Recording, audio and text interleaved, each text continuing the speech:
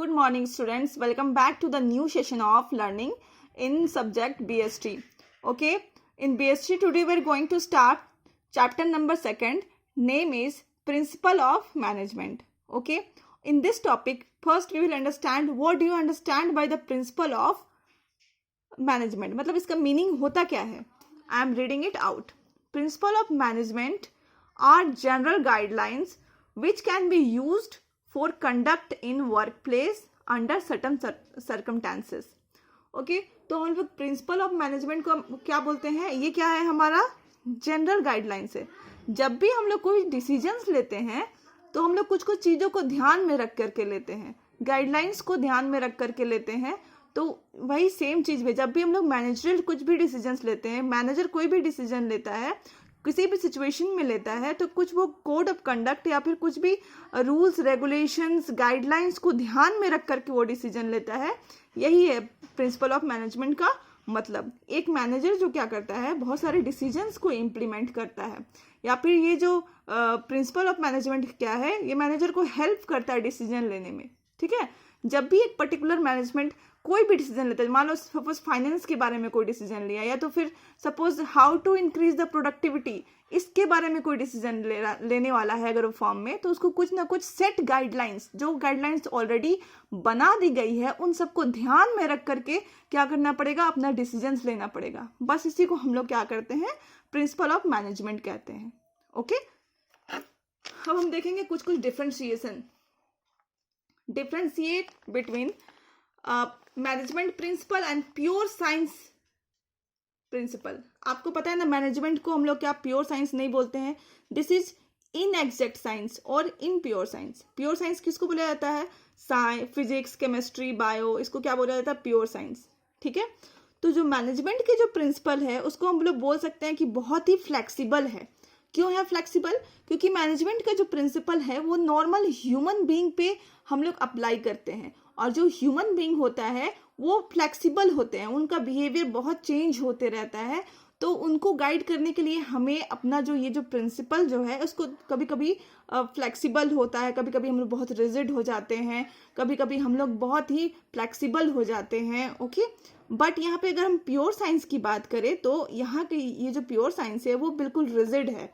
Okay, वो पहली बात तो नॉर्मल ह्यूमन बीइंग पे अप्लाइड नहीं है, वो होल यूनिवर्स पे अप्लाइड रहता है, सेम चीज सेम थिंग, एंड वो बिल्कुल रिजिड होता है, वो किसी के लिए भी चेंज नहीं होता है. ओके, लाइक जो प्रिंसिपल ऑफ ग्रेविटी है वो जो था वो आज भी स्टैटिक है, वही सेम चीज है, और वो अभी भी अप्लाई करो. अगर एप्पल को आप ऊपर फेंको तो नीचे ही आएगा, जबकि ये जो प्रिंसिपल है कितने साल पहले हम लोग क्या किए हैं, डिस्कवर किए हैं. ओके, हमें पता है. अप्लाइड क्रिएटिविटी और अप्लाइड इन एब्सोल्यूट और इन स्टैटिक मैनर. ये जो मैनेजमेंट प्रिंसिपल है ये नॉर्मल ह्यूमन बीइंग पे अप्लाइड है, इसीलिए इसमें क्रिएटिविटी रिक्वायर्ड है. मान लो एक जो मैनेजर है वो same decision again and again लेते रहेगा, तो उससे क्या हो जाएंगे, जो लेबर्स हैं या तो फिर जो सबऑर्डिनेट्स है, तो जो मिडिल लेवल और लोअर लेवल के लोग हैं वो उनसे तंग आ जाएंगे. ओके, और उनका जो प्रिंसिपल है, उनका जो ऑर्डर्स है वो ठीक से वो मानेंगे नहीं, और प्रोडक्टिविटी क्या हो जाएगा, लो हो जाएगा. बट जो प्योर साइंस है उसमें ऐसा नहीं है, उसमें क्या है, वो स्टैटिक है. ठीक है, वो किसी के लिए बदलता नहीं है, उसमें क्रिएटिविटी की भी जरूरत नहीं है, जो डिस्कवर हो गया उसको एज इट इज अप्लाई किया जाता है. ठीक है, फिर चेंजेस विद बिजनेस इन्वायरमेंट. आपको पता है कि बिजनेस इन्वायरमेंट या हमारा सोसाइटी जहाँ पे बिजनेस ऑपरेट होता है वो टाइम टू टाइम चेंज होती जाती है. ओके, इसीलिए हमें अपना प्रिंसिपल भी थोड़ा सा मॉडिफाई करना पड़ता है, चेंज करना पड़ता है. बट अगर हम प्योर साइंस की बात करें तो ये क्या है, टाइम टू टाइम चेंज नहीं होता है. जैसे लॉ ऑफ रिफ्रैक्शन है, ठीक है, तो वो अभी भी वही है जो 10 साल पहले था, और वही रहेगा जो 10 साल बाद अभी वही रहने वाला है. ओके, अब हम लोग आगे देखेंगे differentiate between management principle and management techniques. ठीक है, आपको पता है प्रिंसिपल क्या है, गाइडलाइंस फॉर मैनेजरियल एक्शन. एक मैनेजर जो डिसीजन लेता है या फिर वो अपने डिसीजन को इम्प्लीमेंट करता है, या फिर हर एक सिचुएशन में जो गाइडलाइंस उसको हेल्प करती है, वो है मैनेजमेंट प्रिंसिपल.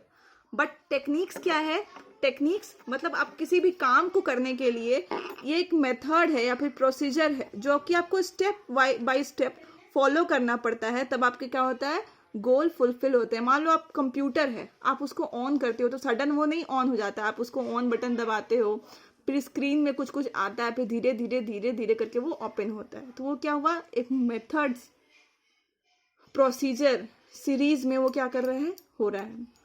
आगे बात करें, अगर दोनों को कंपेयर करें तो ये ज़्यादा फ्लेक्सिबल है और ये ज़्यादा रिजिड है। ओके, तो so I have written more flexible and less flexible. Third जो हम डिफ्रेंशिएट करने वाले हैं वो है मैनेजमेंट प्रिंसिपल और मैनेजमेंट वैल्यूज। प्रिंसिपल क्या है, गाइडलाइंस फॉर मैनेजरियल एक्शन। ये गाइडलाइन है एक तरह से कि मैनेजर किस तरह कोई भी अगर डिसीजन लेता है तो कौन कौन सी चीज़ों को ध्यान में रख के लेता है। बट अगर वैल्यूज की हम बात करें, मैनेजमेंट वैल्यूज क्या है, तो वो क्या है, values are rules for behaviour of individual in a society. मतलब एक इंडिविजुअल किस तरह से सोसाइटी में बिहेव करेगा, उसको गाइड करने के लिए जो टर्म्स बताई गई हैं वो मैनेजमेंट वैल्यूज के अंदर है। ठीक है, तो मैनेजमेंट वैल्यूज क्या है, एक पर्सन जो सोसाइटी में रिसाइड करता है, रहता है, या तो बिजनेस, अगर बिजनेस मान लो तो सोसाइटी में ही रहती है। ओके, तो हमें क्या करना है, वो पर्सन सोसाइटी में किस तरह से बिहेव करेगा उसको गाइडलाइंस करने वाला कौन है, उसका रूल्स रेगुलेशन सेट करने वाला को ही हम लोग क्या बोलते हैं, मैनेजमेंट वैल्यू। ओके, अगर आगे बात करें तो ये टेक्निकल इन नेचर है और ये एथिकल इन नेचर है। मतलब इसको हम लोग टेक्निकली अप्लाई करते हैं और इसको एथिकल बोलते हैं, एथिकल इन नेचर। मतलब जो सोसाइटी में जो एक आपका एथिकल रिस्पॉन्सिबिलिटी होता है कि आपको अच्छे से बिहेव करना चाहिए, ये वो है। Okay, hope you understood this video.